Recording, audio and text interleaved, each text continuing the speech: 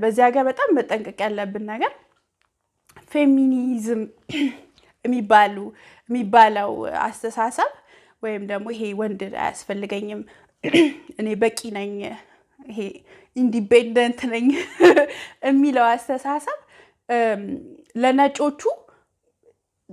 ሰራ አልሰራ አይገባኝም ግን ይጠቀሙበታል ግን ለኛ ከመጣንበት አመጣጥ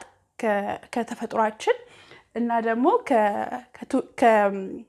ከትራዲሽናችን አንፃር ከኛ ጋር የሚሄድ አይደለም ምክንያቱም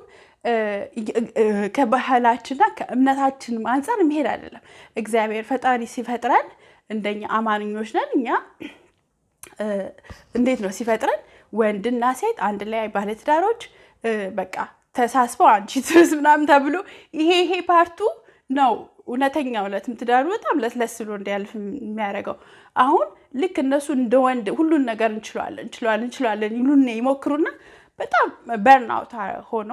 በቃ ከአቅም በላይ ሆኖ ደክሟቸው ነው የሚታዩት እኔ በስራዬ እንግዲህ ብዙ ሰው ያጋጥመኛል ነጮች እንደዚህ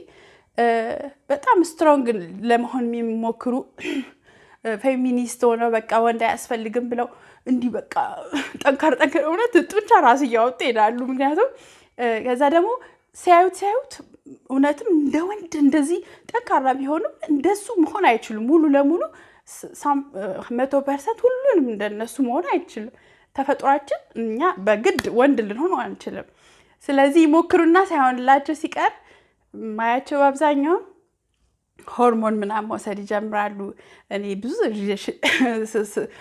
ስሰራ ማየው ነው ሆርሞን የቴስቶስትሮን ሆርሞን ለምን ትንሽ ደግሞ ጉልበት እንዲያገኙ ማለት ነው ይሄ ምንድነው አላስፈላጊ ነገር ነው ምክንያቱም የእግዚአብሔር የፈጠረን እኛ ሴቶች ትንሽ ለስለስ ብለን ተፈጥሯችንም ለስላሳ ሆኖ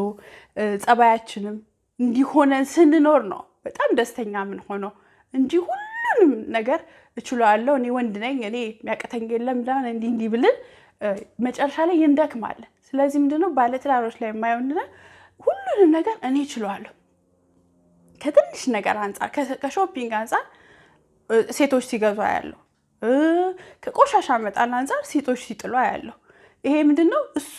ወቃ ምናምን እንኳን ሲያጥብ በአብዛኛው ማያ ምሰማም አትችልም አላጸዳኸውም ባለፈው እኔ እሰራዋለሁ ልጆቹን አላጸዳሃቸውም ተው እኔ እሰራዋለሁ ቤቱ አላጸዳሁም እኔ እሰራዋለሁ ወጡ አይጣፍጥልም የባለፈው አሳረርከው እኔ እሰራዋለሁ ከዛ ደግሞ ሾፒንግ